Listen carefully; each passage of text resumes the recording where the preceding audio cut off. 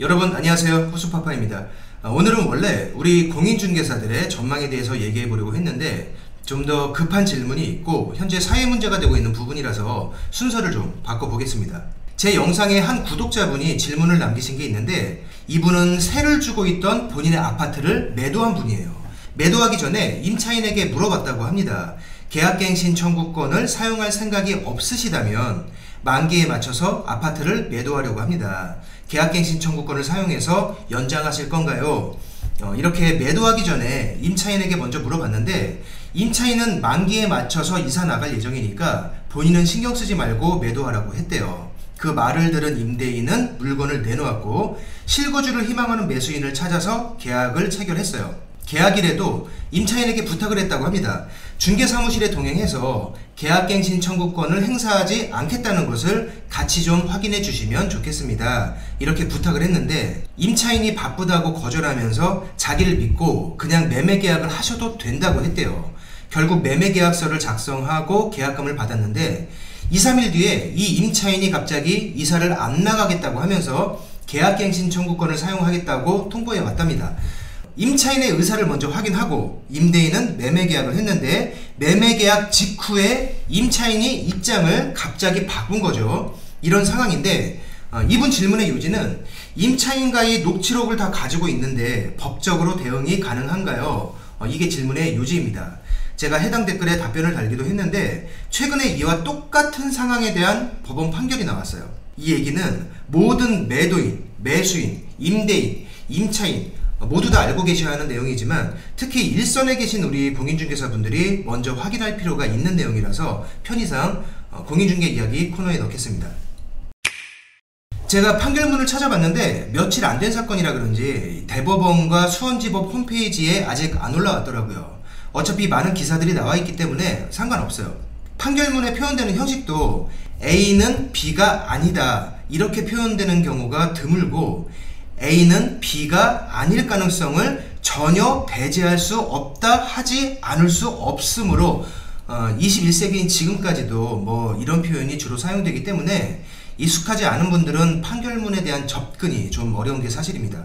개인적으로는 판결문의 이런 표현 방식이 좀 더 쉽게 바뀌어야 일반 사람들이 좀 더 법률에 친숙하게 접근할 수 있는 일반인들의 리걸 마인드가 생긴다고 생각은 하지만 법조인 분들의 마지막 자존심인 것 같아요. 또 제 영역도 아니죠. 사건 내용과 판결 내용을 정리해 드리겠습니다.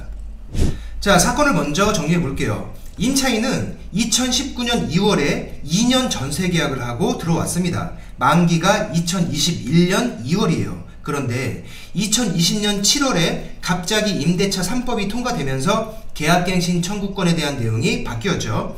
임차인이 만기 6개월 전에서 2개월 전까지 계약갱신 청구권을 행사하면 총 4년까지 살 수 있도록 법이 바뀌었어요. 이 법은 그 이전에 이미 체결되어 있던 임대차 계약까지 모두 소급해서 적용하도록 됐습니다. 이 소급 적용이 위헌이냐 아니냐는 이미 지난 문제니까 여기서는 얘기하지 않을게요. 문제가 된 아파트는 법이 시행된 직후에 매매가 됐습니다. 이 매수인은 실거주가 목적이었기 때문에 매매계약을 체결하기에 앞서서 해당 임차인이 만기인 2021년 2월에 이사를 나갈 예정인지 먼저 확인했다고 해요. 당시 임차인은 만기에 맞춰서 이사를 나갈 것이라고 답했습니다. 임대인이었던 매도인과 실거주 예정이었던 매수인은 임차인의 그 말을 믿고 매매계약을 체결했죠. 8월에 매매계약을 체결하고 3개월 뒤인 11월에 소유권 이전 등기를 완료했어요. 그런데 그 중간인 9월에 임차인이 임대인에게 문자 메시지를 보냅니다. 계약을 연장하고 싶다 이렇게요. 이 당시에는 갑자기 바뀐 법에 대한 이해도가 별로 없어서 모두 다 우왕좌왕하고 있을 때였어요. 임대인과 임차인의 다툼이 시작됩니다. 우리 서로 여러 번 확인했고 매매계약 당일에도 이사 나갈 집을 알아본다고 하지 않았느냐. 이제 와서 이렇게 말을 바꾸면 어떡하느냐.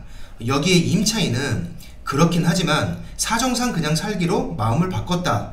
다시 알아본 결과 이건 법에서 정한 나의 권리다. 이렇게 항변합니다.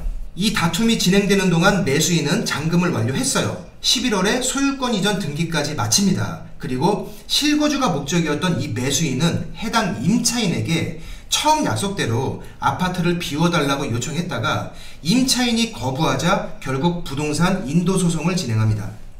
사건을 심사했던 수원지법의 판결 내용을 살펴보겠습니다.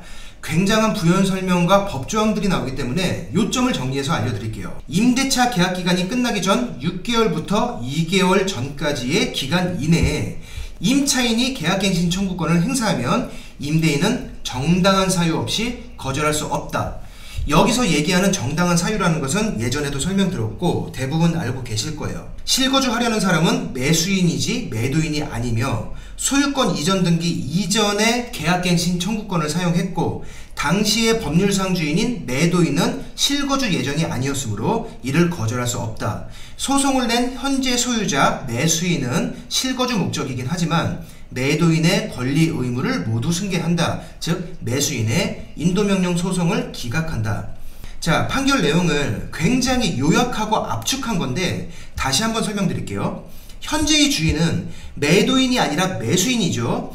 이 매수인은 실거주가 목적이긴 하지만 매수인 앞으로 소유권 이전 등기가 완료되기 전에 임차인이 먼저 계약갱신 청구권을 행사했다. 그 당시의 법적인 소유자는 매수인이 아닌 매도인이었죠.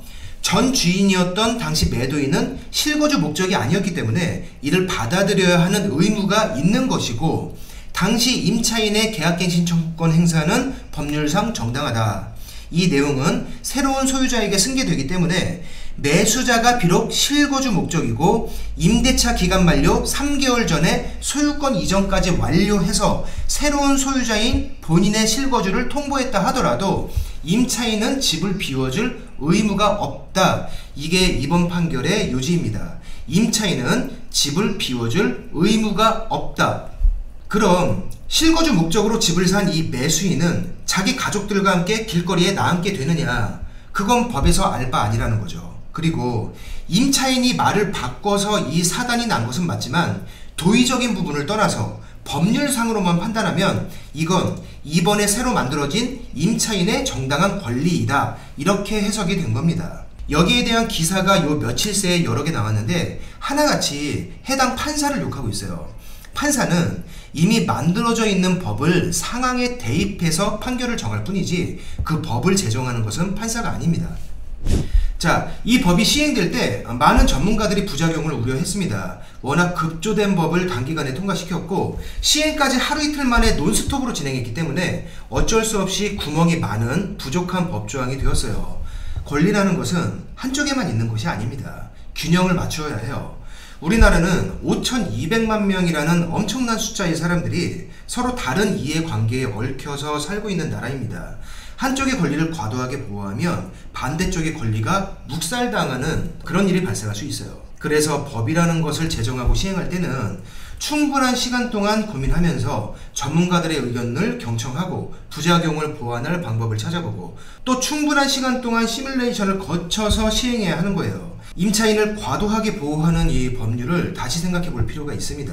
임차인에게 막강한 선택지가 하나 늘어났으니까 좋을 수도 있겠지만 이 임차인들이 4년 후에 다시 전세나 월세를 구해야 할 때 또는 4년 후에 이젠 실거주 목적으로 부푼 꿈을 꾸면서 내 집 마련을 하게 될 때 지금의 임차인들은 그때 분명히 보호받지 못할 겁니다. 그래도 이 법이 국민의 주거 안정을 위한 진정한 법률로 보이시나요? 보완책을 만들어서 다시 수정해야 할 필요가 없을까요?